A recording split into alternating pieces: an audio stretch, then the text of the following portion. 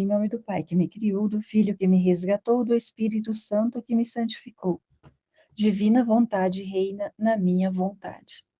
Ó minha mãe, eu te amo e tu me amas. Dai-me um gole da vontade divina à minha alma. Me abençoa, Mãe, para que todas as minhas ações sejam feitas diante dos vossos olhos maternais. Amém. Suprema Majestade, eu venho em sua divina vontade, é em nome de todos, do primeiro ao último homem que existirá na terra, para dar a ti as homenagens que tendes direito, as adorações, os louvores, o amor, as reparações por todos e por cada pecado. Vem o Senhor na sua divina vontade, dou-te a minha vontade humana, por meio do Imaculado Coração de Maria, que possui todos os dons e os frutos da divina vontade. Dai-me, Senhor, então a tua divina vontade. Vem, ó divina vontade, nessa ação que eu estou a fazer, e em todas as ações que eu farei durante este dia. Amém. Fiat. Vinde, Espírito Santo, vinde por meio da poderosa intercessão do Imaculado Coração de Maria, vossa amadíssima esposa e nossa mãe. Amém. Continuando a leitura do Livro do Céu, volume 6, capítulo 118. 3 de julho de 1905. Declarações de Jesus sobre o estado de Luísa. Continuando meu estado habitual, encontrei-me fora de mim mesma, e encontrei a rainha mãe com o menino Jesus nos braços, que lhe estava dando seu docíssimo leite. E ao ver que o menino sugava o leite do peito da nossa mãe, lentamente o tirei do peito e me pus a sugar. Ao ver-me isto, ambos sorriram da astúcia, mas deixaram-me sugar. Então, depois disso, a rainha mãe me disse: toma o teu querido e desfruta dele. E eu o tomei em braços, e enquanto fora se escutavam rumores de armas, e ele me disse: este governo cairá. E eu, quando? Tocando-se a ponta do dedo, continuou: outra ponta do dedo. E eu, quem sabe quanto será esta ponta de dedo ante ti? Ele não me prestou atenção, e eu, não querendo saber, estava dizendo: como gostaria de conhecer a vontade de Deus a respeito de mim. E ele me disse: toma um papel, que eu mesmo te escreverei e declararei minha vontade sobre ti. E eu não tinha, e fui buscá-lo e dele. E o menino escrevia: declaro perante o céu e a terra que é minha vontade que a escolhi vítima. Declaro que me fez doação da alma e do corpo, e sendo eu o absoluto dono, quando a mim me agrada, participo das penas da minha paixão. E eu, em correspondência, lhe abri a porta de minha divindade. Declaro que neste acesso me roga continuamente cada dia pelos pecadores, e toma um fluxo contínuo de vida em proveito dos mesmos pecadores. E escreveu tantas outras coisas que eu não me lembro muito bem, por isso as omito. Eu, ao ouvir isto, me senti toda confusa e disse: Senhor, perdoa-me, se me torna impertinente. Isto que escreveste, não queria sabê-lo. Basta-me que o saibais tu sozinho. O que queria saber é se é tua vontade que continue nesse estado. Eu, em minha mente, continuava pensando em se é sua vontade que venha o confessor a me chamar à obediência, ou bem a minha fantasia o tempo que perco com o confessor, mas não quis dizê-lo, temendo querer saber muito, convencendo-me eu mesma que se é sua uma coisa, será sua uma outra coisa. E o menino Jesus continuou a escrever: declaro que é minha vontade que continue neste estado, que venha te chamar à obediência ao confessor o tempo que perdes com ele. E é minha vontade que te surpreenda o temor de não ser minha vontade teu estado. Este temor e dúvida te purifica de todo mínimo defeito. A rainha mãe de Jesus abraçaram-me, beijei-lhe a mão e encontrei-me em mim mesma. Capítulo 119. 5 de julho de 1905. A humanidade de Jesus é música à divindade. Continuando meu estado habitual, eu estava fazendo minhas práticas internas habituais e o bendito Jesus vindo me disse: Minha filha, minha humanidade é música à divindade, porque todas as minhas ações formavam tantas teclas para formar a música mais perfeita e harmoniosa, para recriar o ouvido divino. E a alma que se uniforma a minhas mesmas ações internas e externas continua a música de minha própria humanidade à divindade. Capítulo 120, 18 de julho de 1905. A alma não deve abrir o seu interior aos outros, só ao confessor. Encontrando-me no meu estado habitual, mal chegou o bendito Jesus, disse-me: Minha filha, quando um confessor manifesta seu modo de agir interno, as almas perde o ímpeto de continuar agindo, e a alma, conhecendo o propósito que o confessor tem sobre ela, se tornará descuidada e debilitada em seu agir. Assim a alma se manifesta seu interior aos demais. Ao descobrir seu segredo, evaporará o ímpeto, permanecendo toda debilitada, e se isso não ocorre com abrir-se ao confessor, é porque a força do sacramento mantém o vapor e aumenta a força e põe seu selo. Capítulo 121, 20 de julho de 1905. Quando a alma não é fiel aos desejos de Deus, Deus interrompe seus desígnios sobre ela. Esta manhã estava rezando por um sacerdote doente, que havia sido meu diretor, e pensava entre mim: se tivesse continuado minha direção, teria estado doente ou não? E o bendito Jesus, ao vir, disse-me: Minha filha, quem goza dos bens que há dentro de uma quem goza dos bens que há dentro de uma casa? Certamente quem está dentro. E embora uma pessoa tenha estado primeiro dentro, é sempre quem está no presente que os goza. Como um patrão, até enquanto um servo está com ele, paga-lhe e faz-lhe gozar dos bens que há em sua casa. Quando se vai, chama a outro, paga-lhe e lhe participa os seus bens. É assim que faço quando uma coisa é querida por mim e é deixada por um. A transmito a outro, dando-lhe tudo o que estava destinado para o primeiro.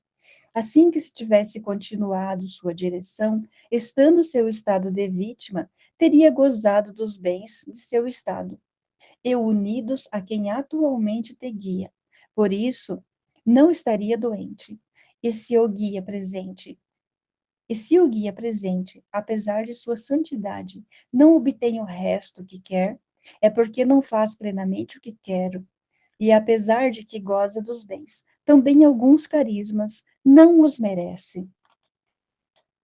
Capítulo 122, 22 de julho de 1905. Deus não olha para a obra, mas para a intensidade do amor no agir.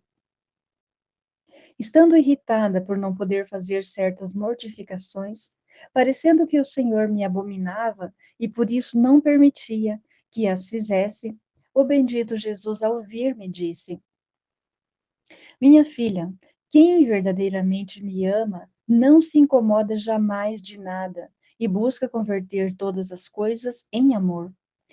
Por que motivo você queria te mortificar? Certamente por amor meu, e eu te digo, por amor meu, te mortifique. Por amor meu, toma os consolos. E um e o outro serão diante de mim de igual peso, de acordo com a dose de amor que contém uma ação. Assim que é indiferente, assim se aumenta o peso, porque eu não olho a obra, mas a intensidade do amor que o obrar contém. Por isso não quero nenhum incômodo em você, senão sempre paz, porque os abomino. As perturbações é sempre o amor próprio que quer sair para reinar, ou o inimigo para fazer mal. Capítulo 123, 9 de agosto de 1905. Efeitos da paz e da perturbação. Continuando meu estado habitual, me sentia um pouco perturbada e o bendito Jesus, ao ouvir-me, disse: Minha filha, a alma em paz, minha filha, a alma em paz e que todo o seu ser tende a mim. Goteja de sua alma gotas de luz que caem sobre minhas vestes e formam meu adorno. Pelo contrário, a alma turbada goteja trevas e formam o adorno diabólico. E não só isto, senão que a turbação impede o caminho à graça e torna inútil a criatura para obrar o bem. Em seguida acrescentou: se a alma a cada coisa se perturba, é sinal de que está cheia de si mesma. Se uma coisa que lhe acontece se perturba e outra não, é sinal de que não tem alguma coisa de Deus, mas há muitos vazios por preencher. Se nada a turba, é sinal de que toda está cheia de Deus. Ó, quanto mal faz a perturbação à alma, até rejeitar a Deus e enchê-la toda de si mesma. Capítulo 124. 17 de agosto de 1905. Toda a glória de uma alma é ouvir dizer que tudo o que tem nada é seu, senão tudo é de Deus. Continuando meu estado habitual, via a rainha mãe a dizer ao nosso Senhor: Venha, venha ao seu jardim para se deleitar. Parecia que me apontava a mim. Eu, ao ouvir isto, me sentia cheia de vergonha e dizia entre mim: Eu não tenho nem pingo de bem. Eu não tenho nem um pingo de bem. Mas se poderá deleitar? Enquanto isso pensava, o bendito Jesus me disse: Minha filha, por que te ruborizas? Toda a glória de uma alma é ouvir dizer que tudo o que tem nada é seu, senão que tudo é de Deus. E eu, em correspondência, lhe digo que tudo o que é meu é seu. E enquanto isso dizia, parecia que o meu pequeno jardim, feito por ele mesmo, se unia com o seu grandiosíssimo jardim que tinha em seu coração, e se faziam um só, e nos deleitávamos juntos, e depois me encontrei em mim mesma. Capítulo 125. 20 de agosto de 1905. A graça toma tantas imagens em torno da alma, por quantas são as perfeições e virtudes divinas. Esta manhã, o bendito Jesus, ao vir-me, disse: Minha filha, se a alma, em todas as suas ações, opera tudo por Deus e para agradar a Deus, a graça entra por todas as partes na alma, como uma casa quando estão abertos balcões, portas, janelas. A luz do sol entra por toda a parte e goza toda a plenitude da luz. Assim, a alma goza toda a plenitude da luz divina. E esta luz, com a correspondência da alma, vai sempre aumentando até converter-se toda em luz. Mas, se depois faz diversamente, a luz entra pelas fissuras e na alma tudo é trevas. Minha filha, a quem me dá tudo, dou tudo. Por isso, minha graça, não sendo a alma capaz de receber tudo junto ao meu ser, toma tantas imagens em torno da alma, por quantas são as minhas perfeições e virtudes. Assim que toma a imagem da beleza e comunica a luz da beleza na alma, a imagem da sabedoria e comunica a luz da sabedoria, a imagem da bondade e comunica a bondade, a imagem da santidade, da justiça, da força, do poder, da pureza, e comunica-lhe a luz da santidade, da justiça, da força, do poder e da pureza. E assim por diante, de modo que a alma está adornada não por um sol, mas por tantos sóis, por quantos são minhas perfeições. E essas imagens são em torno de cada alma. Só que para quem está aberta e corresponde, estão todas em atividade, trabalhando. Para quem não, estão como adormecidas para aquelas almas. assim que pouco ou nada podem empregar a sua atividade. Capítulo 126, 22 de agosto de 1905. Quem divide com Jesus o peso dos seus sofrimentos, isto é, o trabalho da redenção, vem participar dos ganhos do trabalho da redenção. Encontrando-me em meu estado habitual, assim que chegou meu adorável Jesus, me transportou para fora de mim mesma e me participava seus sofrimentos. Depois me disse: minha filha, quando duas pessoas dividem o peso de um trabalho, juntas dividem o pagamento que recebem por aquele trabalho. E tanto um como o outro podem fazer bem a quem quiserem com aquele pagamento. Então, dividindo tu comigo o peso dos meus sofrimentos, isto é, o trabalho da minha redenção, vens a participar no ganho do trabalho da redenção. E sendo dividida entre eu e tu o pagamento de nossas penas, eu posso fazer bem a quem quero, em geral, e também em modo especial. Assim você é livre de fazer bem a quem quiser, com o pagamento que lhe corresponde. Este é o lucro de quem divide comigo minhas penas, que só é concedido ao estado de vítima, e o lucro de quem lhe está mais próximo, porque estando perto, mais facilmente participa dos bens que eu possuí.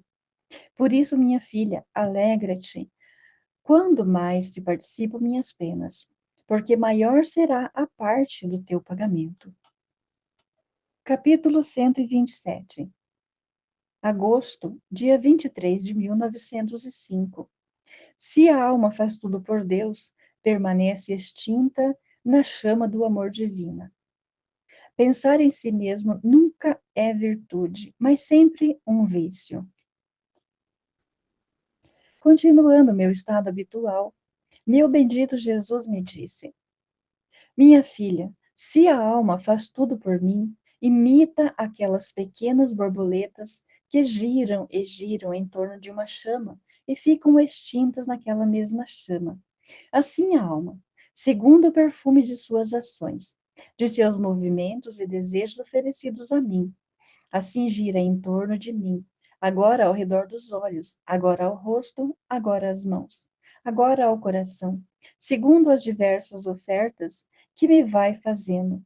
E com o seu contínuo girar em torno de mim, permanece toda extinta na chama do meu amor, sem tocar as chamas do purgatório. Depois desapareceu e, tendo regressado, acrescentou: o pensar em si mesmo é o mesmo que sair de Deus e voltar a viver em si mesmo. Além disso, pensar em si mesmo nunca é virtude, mas sempre vício, mesmo que fosse sob o aspecto de bem.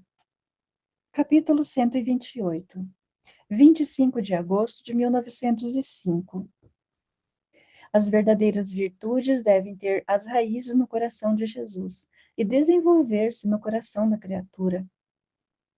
Esta manhã, ouvir o bendito Jesus me disse: minha filha, a alma deve viver em meu coração, e as mesmas virtudes devem fazer de modo que as raízes estejam em meu coração e desenvolvê-las em seu coração.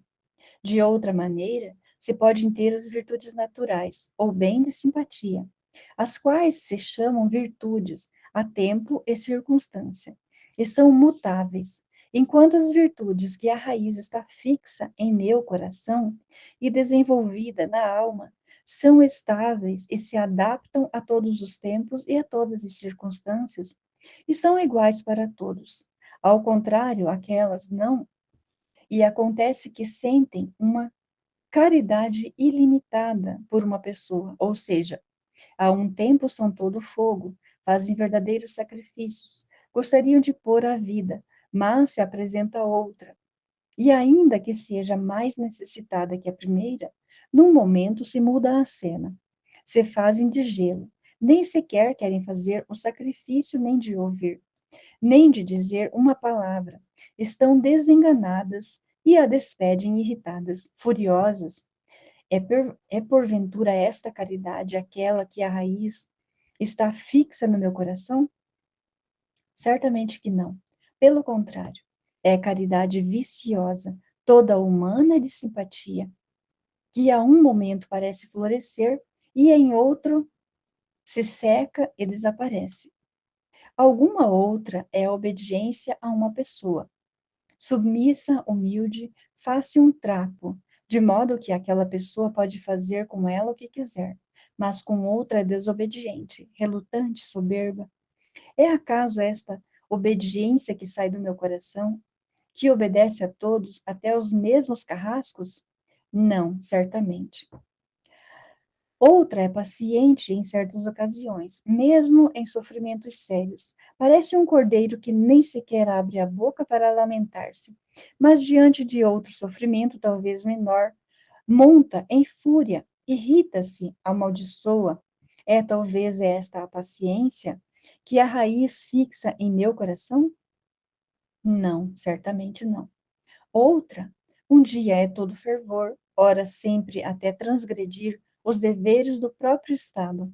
Outro dia recebeu um encontro em outro desagradável, sentia-se fria, abandona de fato a oração até transgredir os deveres de um cristão, as orações de obrigação. É este o meu espírito de oração, que cheguei a suar sangue, a sentir a agonia da morte, e, no entanto, não negligenciei um só momento a oração? Certamente que não.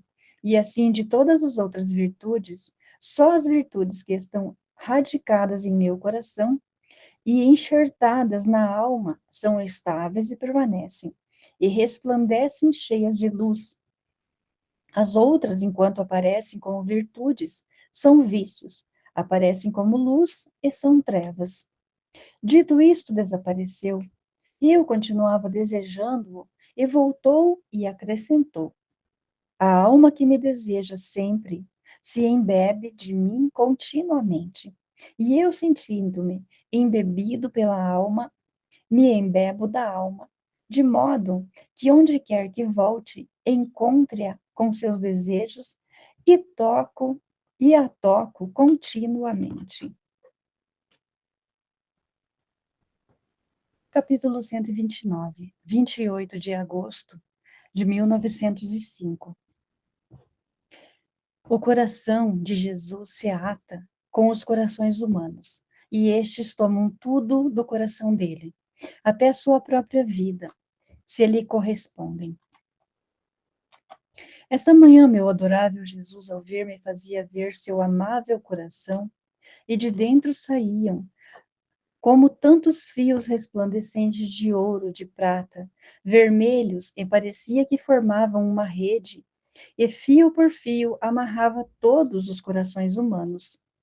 Eu fiquei admirada ao ver isto, e ele me disse: minha filha, o meu coração se liga com estes fios a todos os efeitos, os desejos, os batimentos, o amor e até a própria vida dos corações humanos, em tudo similares ao meu coração humano, só diferentes na santidade, e tendo-os atado desde o céu, como se movem meus desejos. O fio dos desejos estimula os desejos deles, se movem os afetos, o fio dos afetos move os afetos deles. Se amo, o fio do amor estimula o amor deles. E o fio da minha vida lhes dá a vida.